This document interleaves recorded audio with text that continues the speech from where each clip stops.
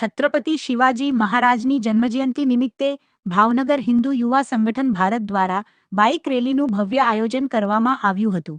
આ bike rally Nilambaug, Nirmalnagar, Chavdi gate, Panwadi, Jashonath circle, Rupam Chowk, Khargate, Mama Kothar, Haluria Chowk, crescent circle, Mahila college, Ghogha circle, Mokhdaji circle અને Shivaji circle સહિતના માર્ગો પર બાઇક રેલી ફરી હતી. જય શ્રી છત્રપતિ શિવાજી મહારાજના ગગનભેદી નારાઓ લગાવ્યા હતા.